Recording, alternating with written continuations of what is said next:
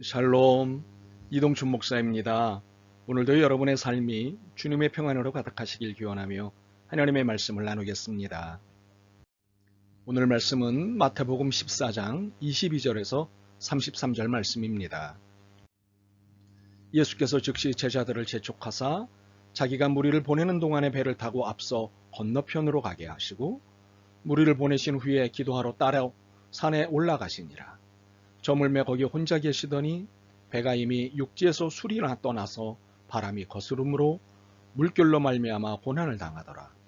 밤 사경에 예수께서 바다 위로 걸어서 제자들에게 오시니 제자들이 그가 바다 위를 걸어오심을 보고 놀라 유령이라 하며 무소하여 소리 지르거늘 예수께서 즉시 이르시되 안심하라 나니 두려워하지 말라.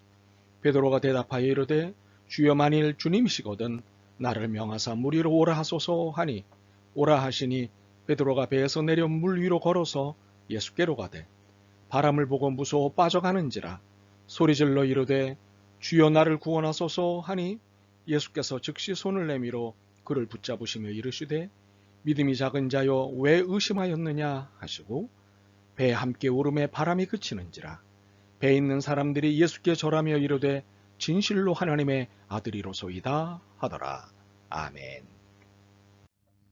마태복음 14장 22절에서 33절 말씀을 본문으로 인생에서 풍랑을 만났을 때 라는 제목으로 말씀을 나누도록 하겠습니다. 오래전 일입니다. 여럿이 바다에 갔는데 일행 중 하나가 이야 바다가 오늘은 잠잠하네 고깃배 빌리자 하는 겁니다. 배 타고 나가서 고기를 잡는 맛이 일품이라며 일행을 부추겼습니다. 그래서 엄겁결에 배를 탔습니다. 선장이 한 20여 분쯤 달리고 난 후에 고기가 잘 잡히는 곳이라며 바다 한가운데 배를 세웠습니다. 역시 낚싯대를 들이자마자 여기저기서 고기를 잡았다고 사방이 신났습니다.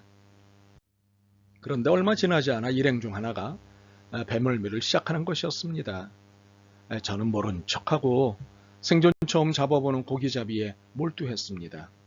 그러기를 한 10분쯤 망둥어를 중심으로 한 5마리쯤 낚아올린 때였습니다. 잘난 척하고 있던 저에게 배멀미가 찾아온 것입니다. 나름 참아보기 위해 애썼지만 5분쯤 지나자 오장이 다 뒤집히는 듯한 멀미에 도저히 참을 수가 없었습니다. 돌아가자고 통사정을 했습니다. 비싼 돈을 주고 배를 빌렸지만 할 수 없었습니다. 살고 싶었기 때문입니다. 그날 놀라운 사실을 하나 깨달았습니다. 바다는 결코 잠잠하지 않다. 아무리 잠잠해 보여도 바다는 출렁거린다는 사실을 알게 되었습니다. 많은 이들이 인생을 항해로 비유합니다. 저는 처음엔 이 비유를 낭만적으로 이해했습니다. 인생이란 푸르고 넓은 바다를 건너는 것이다. 하늘엔 갈매기, 바다엔 물고기, 낮엔 태양, 밤엔 달과 별, 늘 신선한 바다 공기, 물론 폭우의 생사를 가늠하는 역경을 만나기도 한다. 그러나 바다는 낭만적이다. 이런 낭만적 생각으로 살던 저에게 배멀미 사건은 인생의 현실을 깨닫게 해주었습니다. 그리고 오늘의 본문을 현실적으로 읽게 해주었습니다.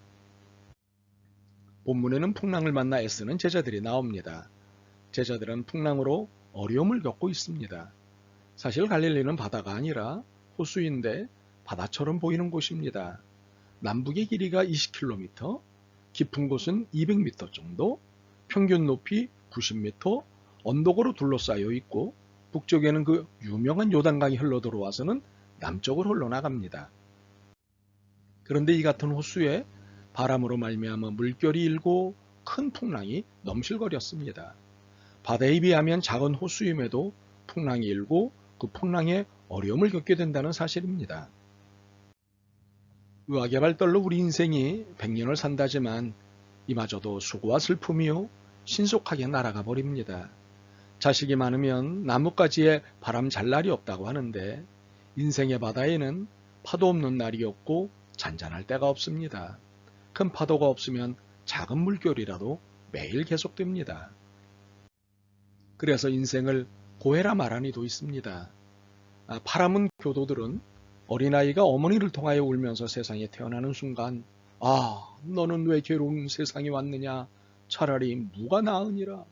면서 축하가 아닌 생을 저주한다고 합니다. 지혜의 왕인 솔로몬도 말하기를 전도서 7장 1절에 죽는 날이 낫는 날보다 낫다고 하였습니다. 이렇게 삶은 고통의 연속입니다. 가뭄이 오고 홍수가 오고 추위가 오고 더위가 오고 전쟁이 오고 불황이 옵니다.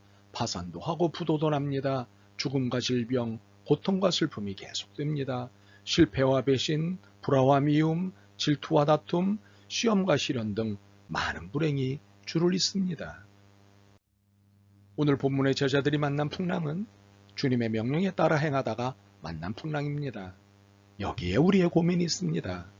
요나와 같이 하나님의 말씀을 어기고 다시스로 도망가는 길에 풍랑을 만났다면 억울할 것도 없고 불순종의 자업자득이라고 말할 수 있습니다.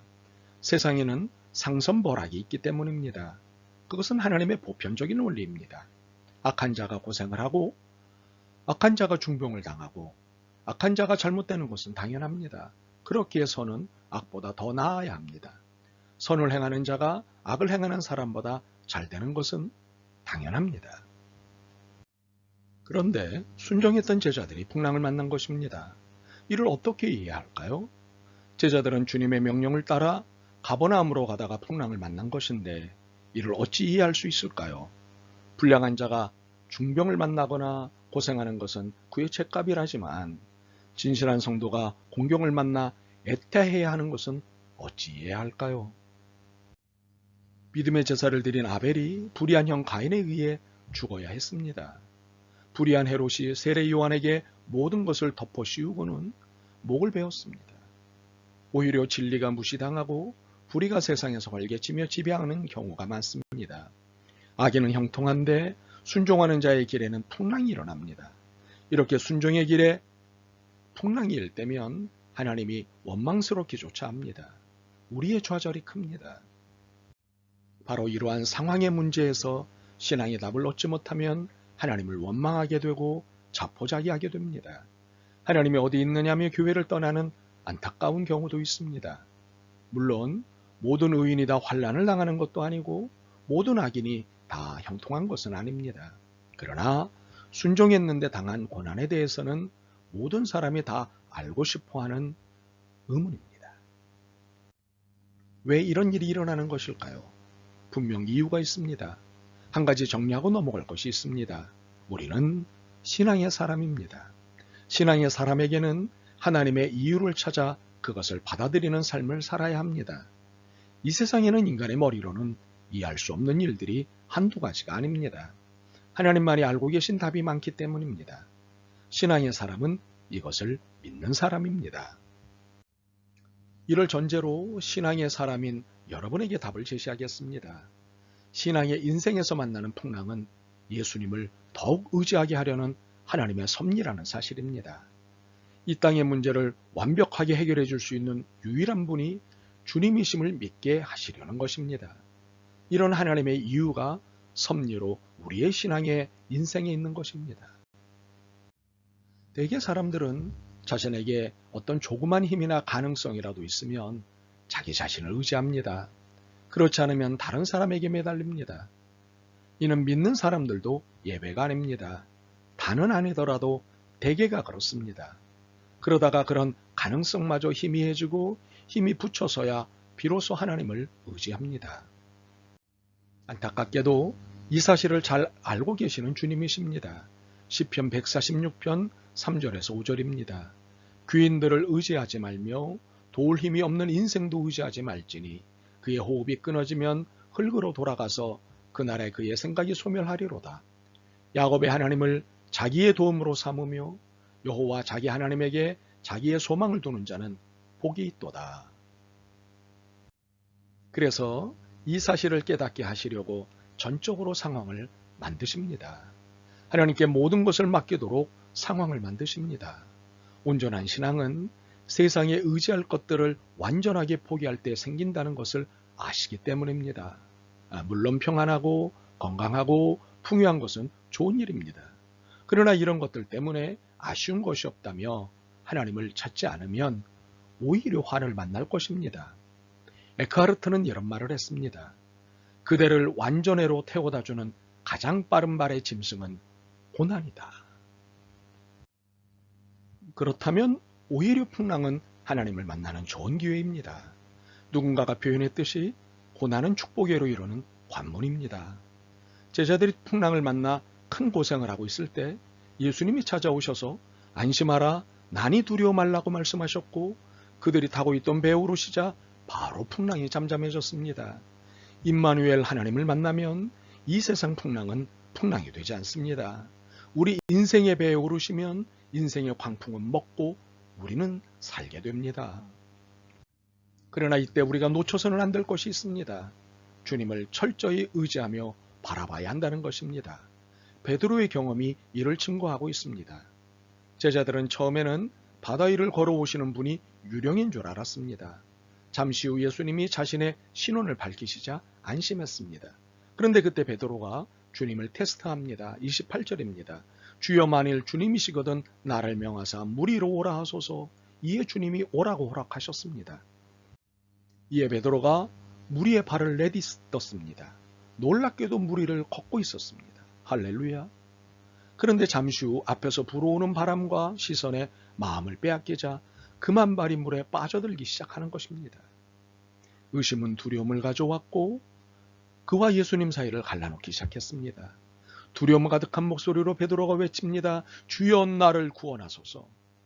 예수님이 그를 구해주시며 말씀하셨습니다. 믿음이 작은 자여 왜 의심하였느냐. 그렇습니다. 전능하신 주님을 의심하면 베드로처럼 물에 빠져 허우적대는 인생을 살 수밖에 없습니다. 그러나 주여 저를 구원해 주소서 하고 자신의 연약함과 한계를 정직하게 인정하면 그리고 주님을 바라보면 구원의 은총의 손길이 여러분의 손을 잡으실 것입니다. 사는 역사가 있을 것입니다. 우리의 인생에서 풍랑이 없는 시간은 없습니다. 그래서 풍랑이 오더라도 거친 풍랑만은 오지 않기를 바랍니다. 그렇지만 인생은 내가 원하는 대로 되는 것이 아닙니다. 여지없이 원치 않는 큰 풍랑이 나의 삶에 덮칩니다. 사경을 헤매기도 합니다. 바로 이때 중요한 태도가 있습니다. 이때가 주님께서 우리와 말씀하고 싶어 하시는 시간이고 축복하고 싶어 하시는 장소라는 사실을 아는 것입니다. 이 사실에 근거해 낙심하지 않는 것입니다. 그리고 믿음으로 주님께 외치는 것입니다. 주여 나를 구원하소서. 우리가 절대 잊지 말아야 할 것이 있습니다. 인생의 풍랑을 만났을 때 그 현장에 우리가 혼자 있는 것이 아니라는 사실입니다. 우리와 말씀하고 싶어 하시고 축복을 주고 싶어 하시는 주님이 계십니다.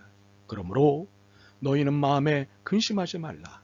하나님을 믿으니 또 나를 믿으라는 요한복음 14장 1절의 말씀을 붙잡길 바랍니다. 그래서 주님을 의지하는 중에 풍랑 속에서 건짐을 받고 평화를 누리시기를 기도합니다. 아멘. 주님, 인생에서 크고 작은 풍랑을 만날 때마다 삶을 저주했고 주님을 원망했습니다. 그런데 오늘 말씀을 들으며 너무도 커다란 진실을 놓치고 있었음을 깨달았습니다. 주님이 우리에게 하고 싶으신 말씀, 주고 싶으신 은혜가 있어서 풍랑을 통해 말 걸기를 하시는 주님을 깨달았습니다. 그동안 불신앙적이라 무지하게도 이 은혜를 깨닫지 못했음을 불쌍히 여겨 주옵소서. 이제 풍랑 가운데 계신 주님을 노래하게 도와주옵소서. 예수 그리스도의 이름으로 기도드립니다. 아멘.